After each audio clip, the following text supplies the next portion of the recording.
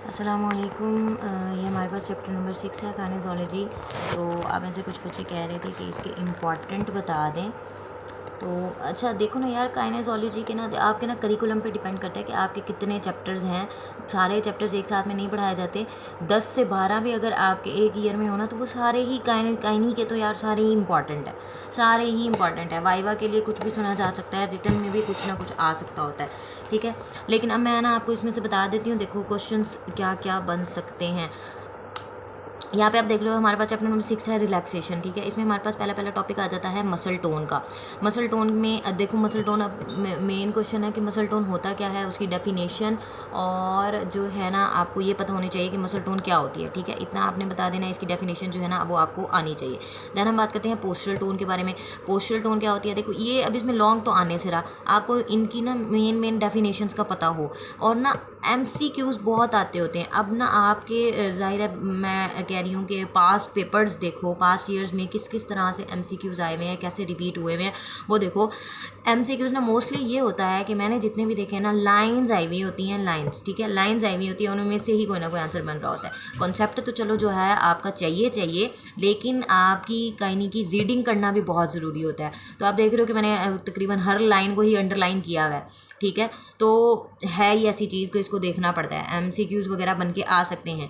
Question आपका ज़्यादा, अब ये ऐसा कोई नहीं है कि कोई ये शॉर्ट क्वेश्चन आया तो नहीं हुआ, लेकिन वाइवा में पूछा जा सकता है आपसे, ठीक है। अब आपको, आप पढ़ रहे हो और आपको मसल टोन का ही नहीं पता, तो फिर ज़ाहिर है एग्जामिनर ने गुस्सा ही करना है, और क्या करना है, ठीक है। पीछे इसमें इस चैप्टर में से और कुछ भी नहीं है। देन हम बात कर लेते हैं वॉलेंटरी मूवमेंट्स की। छोटी छोटी चीज़ें हैं, बस आपको ये कॉन्सेप्ट ले लेना इसका कि है क्या चीज़, और मेंटल एटीट्यूड्स और डिग्रीज ऑफ रिलैक्सेशन, ठीक है। उसके बाद ये देखो ना, मैंने तो ये तकरीबन ना चैप्टर सारे किया हुआ है अच्छी तरह से। तो हमारा ना फिर ये आ जाता है नेक्स्ट ना, टेक्निक्स आ जाती हैं। टेक्निक्स क्या है रिलैक्सेशन की, तो अब ये हमने देखने हैं जनरल रिलैक्सेशन, ये आपको अच्छी तरह से आनी चाहिए, ठीक है। तो देखो ना, टॉप हमारे चैप्टर का नाम है रिलैक्सेशन। अब उसकी टेक्निक्स क्या हैं भैया, आपसे वाइवा में पूछ सकते हैं। रिटर्न में मैंने तो नहीं देखा कि कोई पूरा का पूरा लॉन्ग उठा के दिया हो, ऐसा कोई नहीं लॉन्ग आया हुआ, लेकिन इसकी आपको टेक्निक्स के जितने भी मेथड्स हैं, 4 हैं, वो आपको सारे पता होने चाहिए। सपोर्ट, कंफर्ट, एटमोसफेयर, और ये क्या मतलब 3 है, कैसे कैसे ये सारी चीज़ें मैं वो करती हैं। इसके अलावा ना ये इसकी जो है ना लाइन की जो पोजीशंस हैं, supine, prone lying, half lying वगैरह वगैरह, लाफ लाइन, ये सारी आपको पोजीशंस को पता होना चाहिए कि कौन कौन सी पोजीशन है, किस तरह से है। और जाहिर है ये कंफर्ट देने के सारे तरीके ही हैं ना, रिलैक्सेशन देने के तरीके ही हैं। नेक्स्ट हमारा बी में कंफर्ट आ जाता है। फिर मैंने आपको तीनों पॉइंट्स बता दिए ना कि इन तीनों पॉइंट्स का ना आपको थोड़ा थोड़ा पता होना चाहिए कि इनमें क्या करना है। बाकी रेस्टफुल एटमोसफेयर में देखो, ये सारी की सारी ना बातें हैं।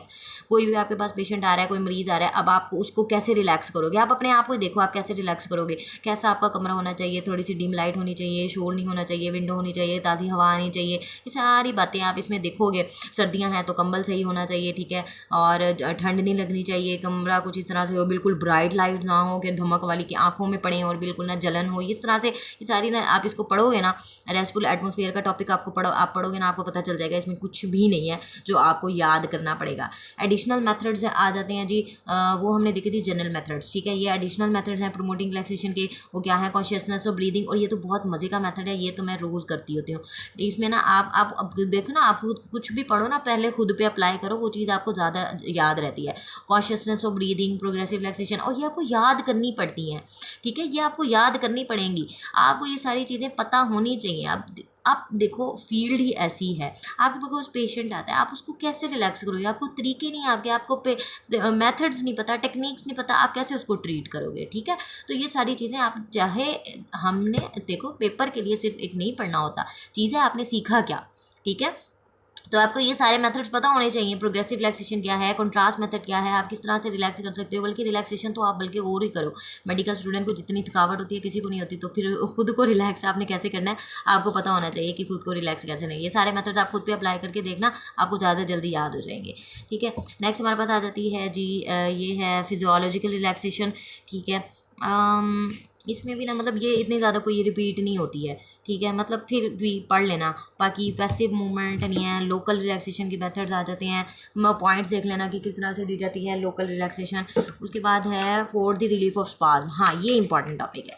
ये इंपॉर्टेंट टॉपिक है। इसमें ना वाइवास के लिए ना बहुत सारे क्वेश्चंस बन सकते हैं। स्पाज्म, पहले तो आपको पता होना चाहिए स्पाज्म क्या होता है। अब स्पाज्म क्या होता है ये पता चल गया, अब उसको रिलीफ कैसे देना है ये आपको पता चलना चाहिए। ये आपका पूरा पैराग्राफ बहुत ज़्यादा इंपॉर्टेंट है।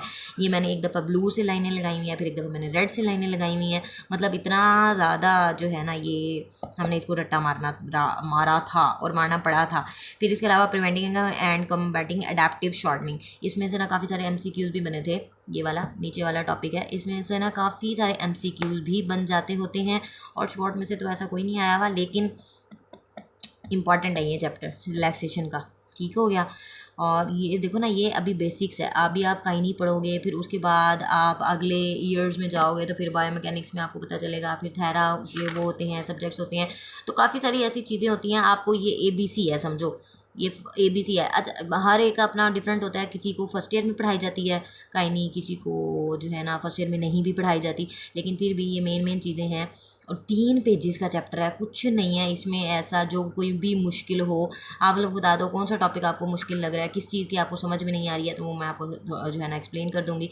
इतनी सी बात है। और इसमें है क्या चीज़, कुछ भी नहीं है इसमें करने वाला।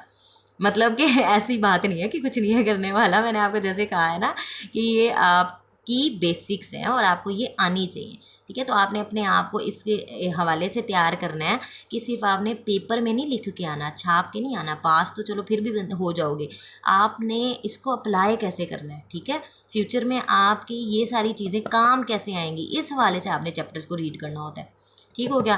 तो it was all about chapter number 6 relaxation. बाकी कुछ ना समझ में आए तो फिर आप बता दीजिएगा मुझे।